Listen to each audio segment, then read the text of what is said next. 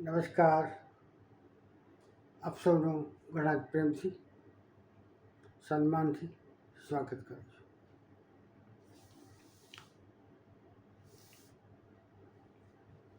આજે આપણે એક વિશેષ વિષય છે મંત્ર ઉપર. મંત્ર ઉપર તો જેટલું બોલીએ એટલું ઓછું છે, પણ એકદમ ટૂંકાણમાં અને જે ચર્ચામાં બહુ નહીં આવેલી વસ્તુઓ એના ઉપર આપણે વિચાર કરીશું. મિત્રો, આપ સૌ જાણો છો કે પુરાતન કાળની અંદર તમે ઋષિમુનિઓના ઇમેજીસ તમે જોશો તો એ લોકો સતત મંત્ર જાપમાં પરોવાયેલા રહે છે. ઉઠતા, બેસતા, જાગતા, સૂતા, લગભગ હું એમ કહું છું કે એ લોકો મંત્રની અંદર જ તરબોળ રહે છે. એ સિવાય એમની પાસે કોઈ વિશેષ કોઈ કાર્ય રહેતું નથી. અને માટે જ આપણે જોઈશું તો એ ઋષિમુનિઓ, એ સંતો સ્ફટિક જેવા નિર્મળ, ટ્રાન્સપરન્ટ તમને જોવા મળશે. અને આમ કહું કે એમની વાણી પણ શુદ્ધ વાણી, બોલે તે થાય. કારણ કે એ લોકો સતત મંત્ર જાપમાં રહે. કેમ કે આ મંત્ર જાપ વિષય જ એક એવો છે કે જેના દ્વારા મનુષ્ય ઘણી બધી સિદ્ધિઓ પ્રાપ્ત કરે છે. મંત્રોની અંદર પણ ઘણી બધી વિભાગો છે. તાંત્રિક મંત્ર આવે છે, જપ મંત્ર આવે છે, સાબર મંત્ર આવે છે, બીજ મંત્ર આવે છે. there are so many kind of. આપણે હજી હું તમને એ કહેવા જઈ રહ્યો છું કે આ સતત મંત્ર જાપ કરવાથી મોટામાં મોટો લાભ શું? તો હું તમને એવું કહીશ કે તમને જે સતત ભય રહ્યા કરે છે, મનુષ્યને સૌથી વિશેષ ભય શાનો રહેશે તો કે મૃત્યુનો. એ જે મૃત્યુનો જે ભય સતાવે છે એ મૃત્યુના ભયમાંથી આ મંત્ર જાપ તમને બહાર કાઢી લાવે છે. તમને અભય સ્થિતિમાં મૂકી દે છે. અને જો પૂર્ણ શ્રદ્ધા અને સમર્પિત એ મંત્ર ઉપર હોય તો એ 100% તમને ફળ આપશે. હું એક નાનકડું ઉદાહરણ અહીં આપવા માગું છું જેથી આપણે આ વાત સિદ્ધ કરી શકીએ. ગાંધી ઇરવિન સંજીવેળા ખેડા જિલ્લામાં બોરસદ તાલુકાના બોદાલ ગામે અંત્યજ સેવા મંડળ વતી આ એક સંસ્થા છે. આ સંસ્થાની અંદર પરમ પૂજ્ય શ્રી મોટાને નિમણૂક કરવામાં આવેલી અને વલ્લભભાઈ પટેલ જે આપણા સરદાર લોખંડી પુરુષ હતા એમના દ્વારા ઉદ્ઘાટન હતું. સંપૂર્ણ તૈયારીઓ કરી અને પૂજ્ય મોટા તો એકાંત પ્રિય હતા એટલે એ આ બધી તૈયારીઓ કરીને ખેતરમાં ગયા. ખેતરમાં જઈને સૂઈ ગયા. થોડીક વાર થઈ પછી ઠક્કર બાપા આવ્યા. ઠક્કર બાપાને તો આપ ઓળખો છો, સેવાના ભેગ તરીકે. અને એમની સાથે શ્રીકાંત શેઠ મુંબઈના હતા અને ભીલ સેવા મંડળમાં એમને આજીવન સેવા આપી. એ બંને સાથે હતા. એ લોકો પણ એમણે પૂછ્યું કે ભાઈ મોટા ક્યાં છે? તો કે મોટા તો ખેતરમાં જતા રહ્યા છે. તો એ લોકો પણ પછી ખેતરમાં જઈને એમની સાથે સૂઈ ગયા. અચાનક રાતના એમના સાથળની અંદર એક ઝેરી નાગે દંશ માર્યો. દંશ મારતાની સાથે જ એકદમ એ ઝબકી ગયા અને એમને અચાનક યાદ આવ્યું કે જ્યારે સર્પદંશ થાય ત્યારે એ જેને દંશ મારેલો છે એ વ્યક્તિને ઊંઘવા ના દેવાય, એને સતત જાગૃત રાખવો પડે, એવો એક નિયમ છે. એ એમને તરત યાદ આવી ગયો એટલે એમને જોર જોરથી બૈખરી વાણીમાં એમણે મંત્ર જપ શરૂ કર્યા. હરિઓમ હરિઓમ હરિઓમ હરિઓમ જોર જોરથી. એટલે ઠક્કર બાપુ જાગી ગયા, શ્રીકાંત શેઠ જાગી ગયા. તો કે આ મોટા શું કરે છે? એટલે પૂછ્યું શું થયું મોટા? તો એ કોઈનો જવાબ ના આપે, ફક્ત બોલ્યા કરે હરિઓમ હરિઓમ હરિઓમ. પછી ખબર પડી કે એમને તો સર્પદંશ થયેલો છે. એટલે ત્યાં આગળ થોડાક એ ગામડાની અંદર જે પેલા ભૂવા ભૂપા અથવા સર્પદંશ ઉતારનારા એ લોકોને બોલાયા, એમની પાસે કામ કરાવડાવ્યું, પણ કશું ફેર પડ્યો નહીં. પછી પૂજ્ય મોટાને આણંદ, તે વખતે ડૉક્ટર કુક આણંદની અંદર ભગવાન જેવું કામ કરે, એ કુકને ત્યાં લઈ ગયા. કુકે એમને દાખલ કર્યા, એમની હોજરીમાંથી ઝેર બહાર કાઢ્યું અને કાઢીને એકદમ લેબોરેટરીમાં મોકલ્યું. લેબોરેટરીનો રિપોર્ટ આવ્યો તે કહે છે કે આ પૂજ્ય મોટા જે બચ્યા છે એનું મુખ્ય કારણ એમનો મંત્ર જાપ લાગે છે, કારણ કે કોઈ બચી જ ના શકે. એટલા બધા મંત્ર જાપ એમને કરેલા. અને પછી ખબર પડી મને કે એ દિવસમાં 16 કલાક સુધી મંત્ર જાપ કરતા હતા. તો એ જે મંત્ર છે એ એવું સિદ્ધ થઈ જાય તો એ તમારા શરીરની જે પ્રકૃતિ છે પ્રકૃતિની અંદર એ એના સ્વરૂપમાં આ બદલાઈ જાય, આખું સ્વરૂપ બદલાઈ જાય. અને આ રીતે મોટા સર્પદંશમાં ઝેરમાંથી મુક્ત થયા. આ તમને એટલા માટે કહું છું કે આનો એક પ્રભાવ એવો છે કે બહુ મોટો પ્રભાવ છે. હવે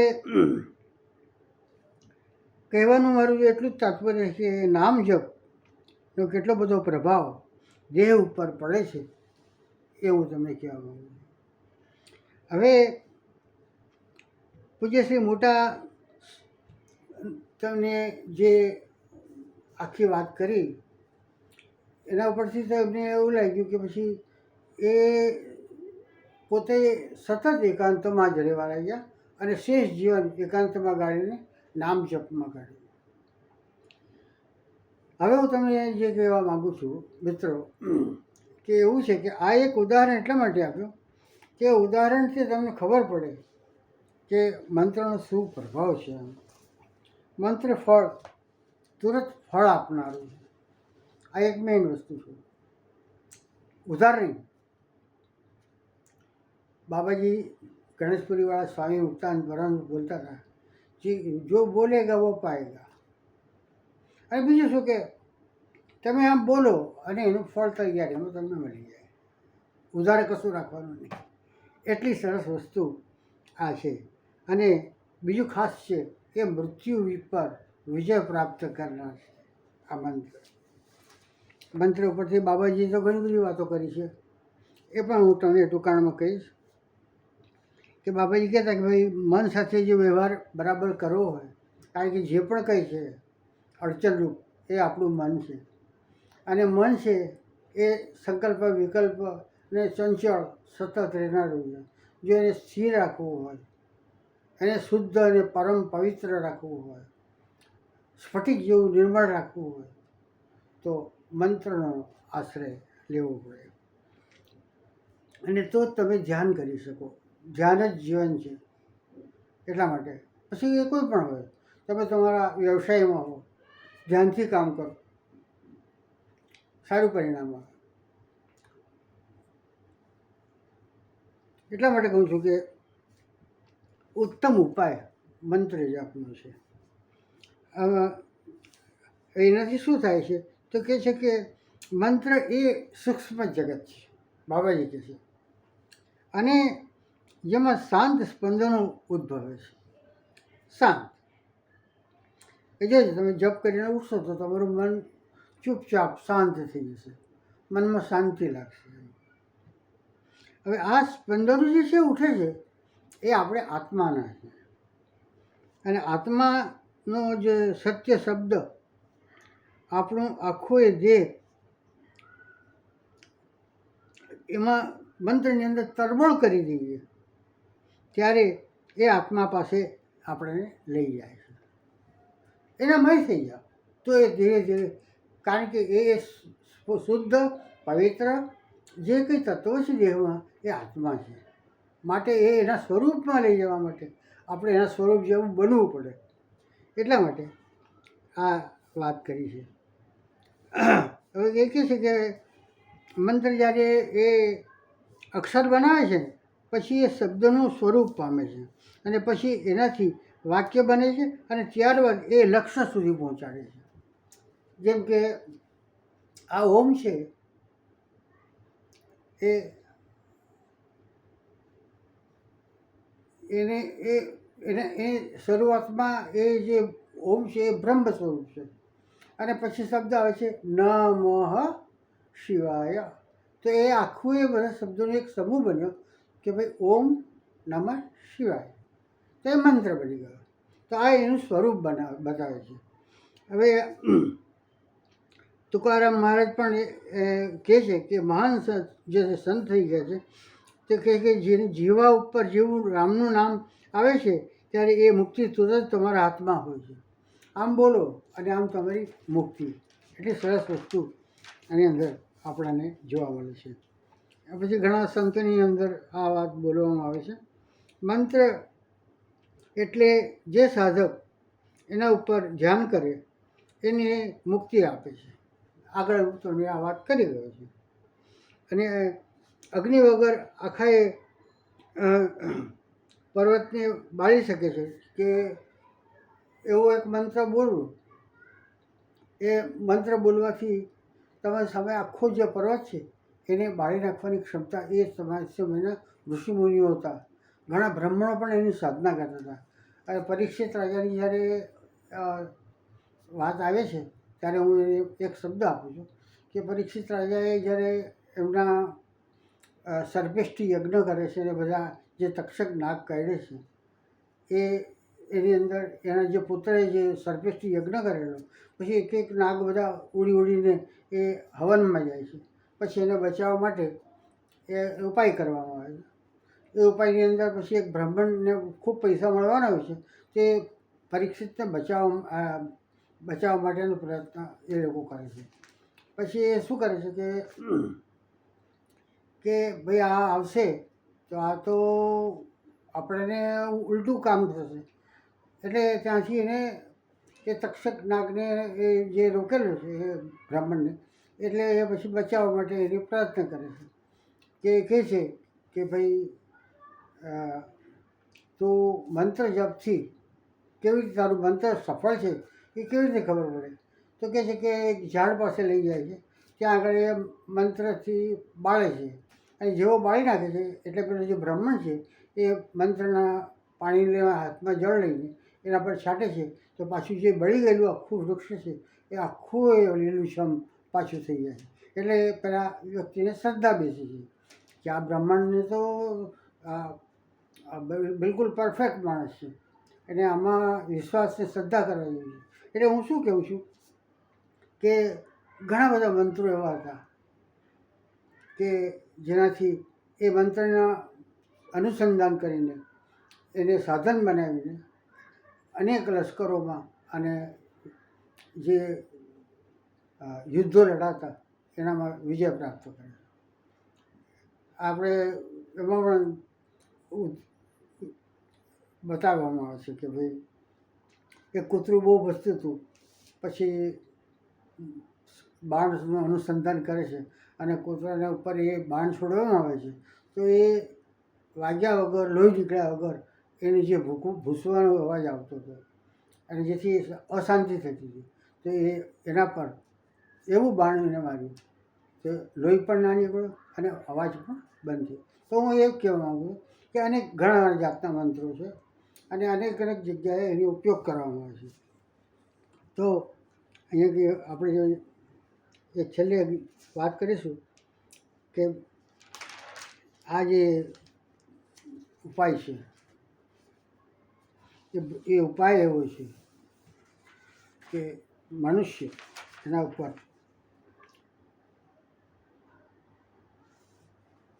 જો સારા શ્રદ્ધાપૂર્વક ધ્યાન દ્વારા મંત્ર ઉપર એનો સતત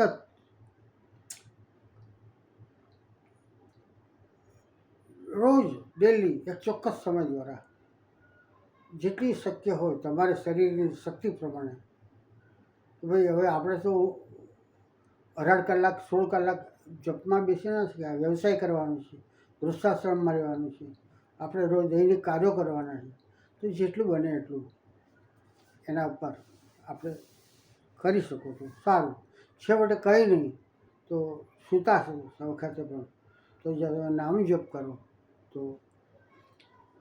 તમને શ્રેષ્ઠ ફળ આપનાર મળશે. ઘણા કહે છે કે ભાઈ, આગળ પણ મેં કીધું હતું એકવાર કે ડૉક્ટર કહી દે કે ભાઈ આમને બચવાના ચાન્સીસ બહુ ઓછા છે, તો શું ઉપાય? તો ગુરુદેવ પાસે, ગુરુદેવે કીધું કે તમારી પાસે જે શ્રેષ્ઠ સમય રહ્યો છે એમાં તમે સતત નામ જપ કરો તો તમને સારું પરિણામ મળે. માટે કોઈ પણ વ્યક્તિએ છેલ્લે જ્યારે ડૉક્ટરો, મેડિકલ સાયન્સ બધા પાછા પડે ત્યારે તમારી સાથે એક પરમાત્મા છે, સતત રહેશે. માટે કૃષ્ણ ભગવાન ગીતામાં કહે છે, જપોષ્મી, જે જપ છે એ મારું સ્વરૂપ છે, હું પોતે જ છું. માટે જો કૃષ્ણને પામવું હોય તો તમને જે પણ પ્રિય હોય અથવા ગુરુએ આપેલો મંત્ર હોય,